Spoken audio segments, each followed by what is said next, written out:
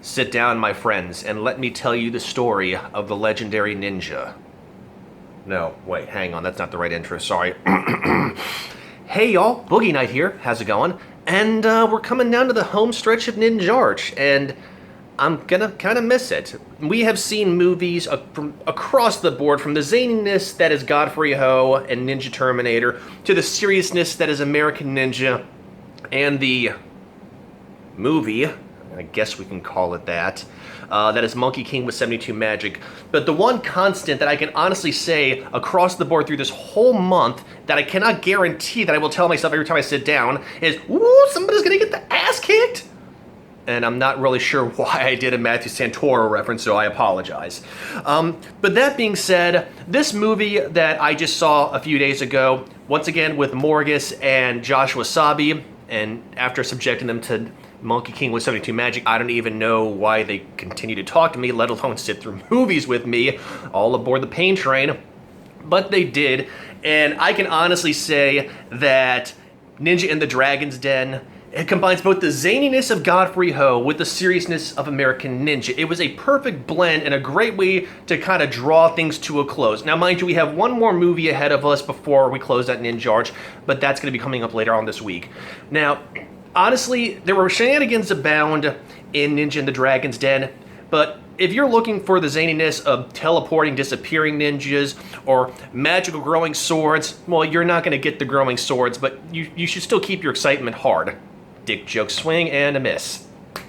What this movie has, though, is shenanigans abound, like I said, and a series plot points that are across the board, but it blends together really nicely that you can go from just laughing 1 second, just going, oh my god, that actually happened. And once again, like most 80s movies, particularly of the Kung Fu Ninja sword, there really isn't a center plot, and you don't even think about the plot until later on in the movie, because it doesn't really get explained to you until the last maybe 20 minutes of it. But what you have are a series of characters, and I actually had to talk to Morgus and Josh about this, because Josh Wasabi and I were seeing the dubbed version, and where the names were all Americanized, whereas Morgus actually was watching the one with subtitles, so he actually had the names down. So I actually wrote down their names because otherwise it's just going to sound really racist with the English dubbing. But honestly, I think Josh and I had more fun at just the stilted translation of the dubbed version. So whereas Morgus had more of the straight up version. So take your pick, and honestly, if you want to see this, it's actually free on Amazon Video for Prime members, so definitely go check it out. It's worth it. It's a good 90-minute romp, a lot of fun. And so you have the main characters, Sun Jing and Chi. Now, Sun Jing is the grandson or the nephew of his Uncle Fu, and Uncle Fu kind of has this shadowy backstory that's never been really talked about. He lives in a mill, basically. I don't know what he does, but because in his first opening scene, you see him spraying down lines of white powder. So, of course, when I'm talking to Josh and Morgus, my first line's like, huh, check it out, he's doing coke. Because that's what it looked like. It looked like he was doing some sort of metal work or some sort of metal polishing. I don't know. But, so Sun Jing is the, I guess you can call him the protagonist. He is a silly, kind of coming-of-age teenager guy who wants to learn the ways of the ninja, and he loves to show off. Any chance he can possibly get, he will show off his moves, particularly with his buddy Chi, who has a porn addiction. Yeah, classy. Like I said, this movie is zany. So you see them getting to all sorts of weird shenanigans, all sorts of weird goofy stuff, like he engages in weird random ninja battles with other people, just for fun, just for sport. She couldn't care less as long as he's reading his magazines. He's taking time off of work so he can continue his porn addiction, and man, it was hilarious, in my opinion. Yes, I know that sounds immature, but just his big goofy grin on his face, it would be as if I got a brand spanking new cookbook or a bottle of 2012 Camus Cab Sauv. I mean, it literally, the whole time he's like, I know, he's checking it out like I'm looking at Chinese food. Yeah, buddy. And just the acting is so over the top, and just it's like something you would see out of a Monty Python film by just the goofiness. And so I'm getting ahead of myself. So opening scene, going back to the zaniness, you see a bunch of ninja heads pop out of the sand simultaneously, like it's a synchronized sand exiting competition or a whack-a-mole. And they're doing their cartwheels, they're doing their crazy stunts, they're jumping over walls, and then you have the awesome 80s music talking about the ninja. I think Morgus called the song was called Shaka Ninja, but it was awesome. It was ramped up there for good times. And you see somebody get killed on horseback. It doesn't really talk about it. I just thought it was setting the stage. And then it cuts to Sun Jing and Shi and the antics they get into. I mean, literally within the first 20 minutes of a 90-minute film, you have Sun Jing on stilts doing a ninja fight with some random person at, I think it was a wedding or a festival.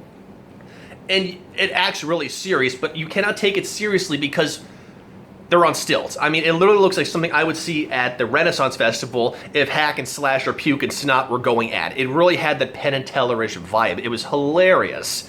And throughout that, this kind of goes into more of a Godfrey Host out. It's cut with these little scenes of another ninja. I had to go to Wikipedia to look this up, named Genbu, who runs away with his wife because he gets a picture of a boat. And it's never really talked about. Further down in the plot, you see some sort of spiritual ninja exercise. I think he was called a spiritual boxer, but he was just basically making an idiot of himself. He was this brasho, macho people that he's trying to impress, and then Sun Jing basically humiliates him in front of lots of viewers, because why not? Both young men are concerned about the size of their wedding tackle, so they're going to fight each other to try and impress.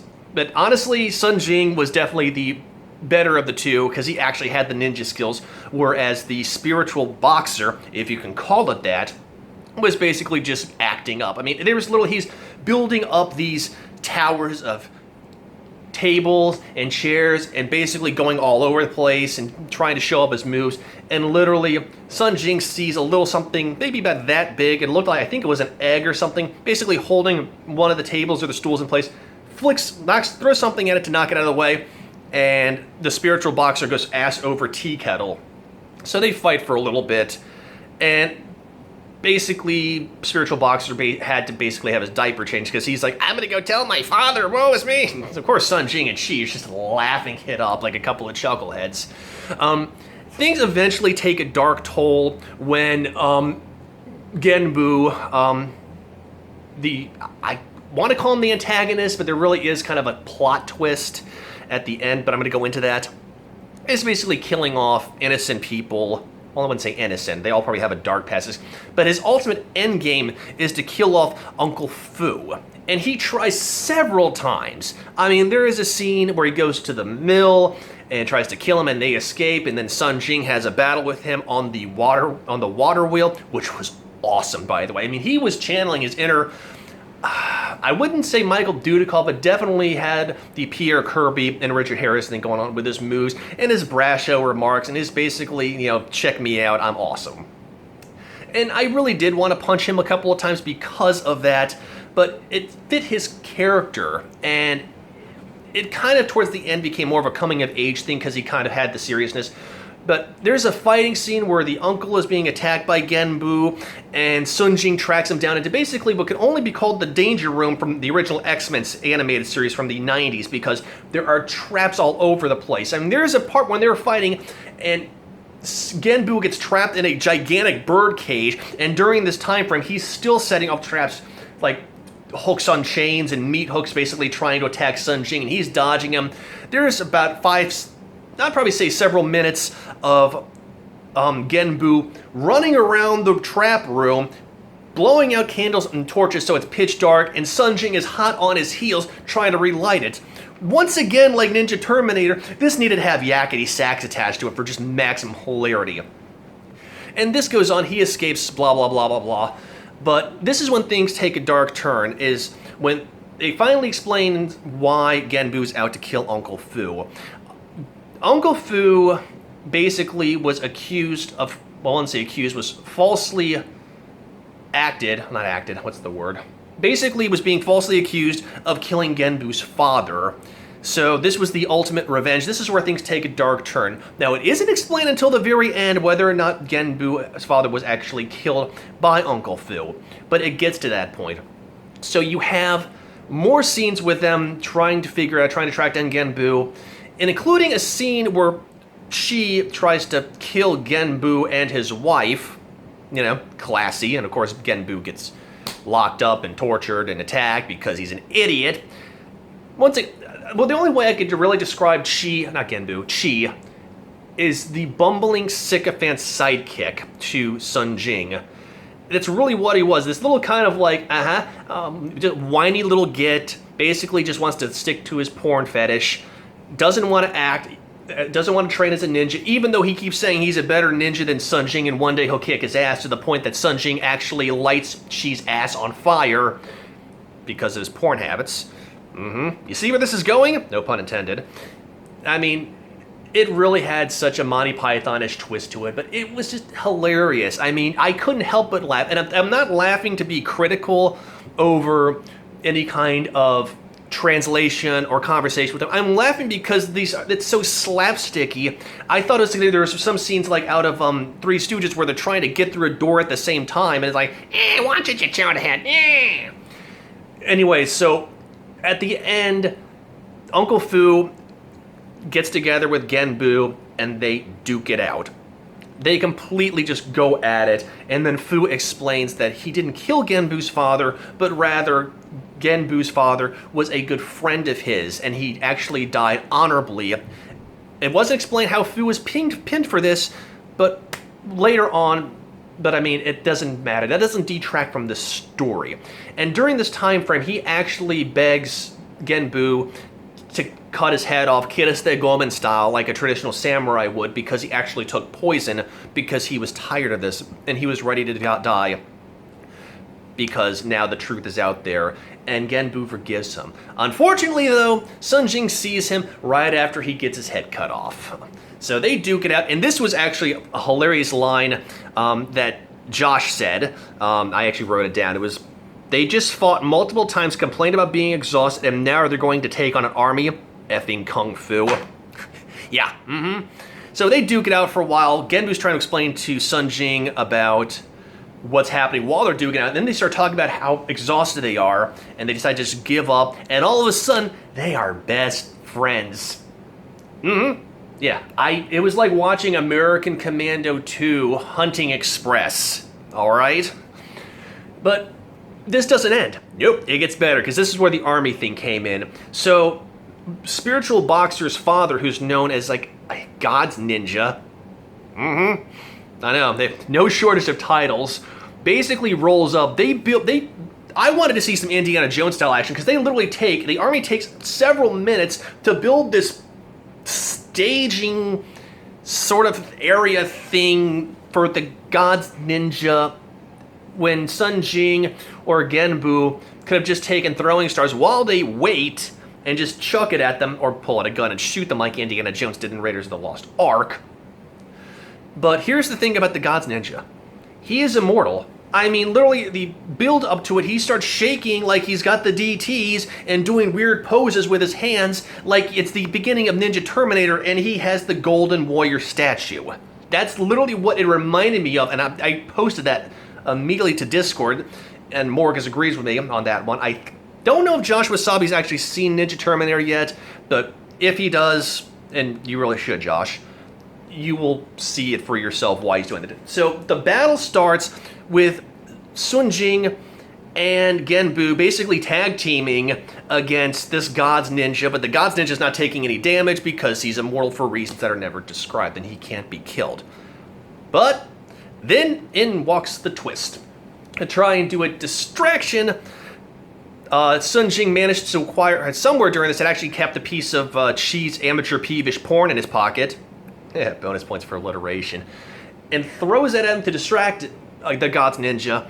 And apparently, the crux of the situation is to be an immortal God's Ninja, you have to be pure of thoughts and pure-hearted. And apparently seeing a rough sketch of a naked woman, and this is literally what the effect was. His eyes popped open, his and you see this weird little glowy shine around him.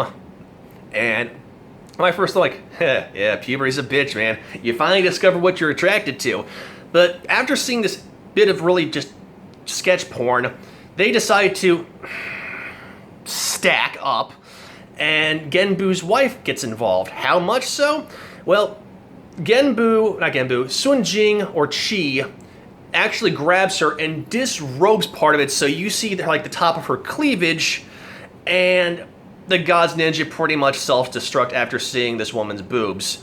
So what I guessed would make her the double Deus Ex Machina. God, I hate my life.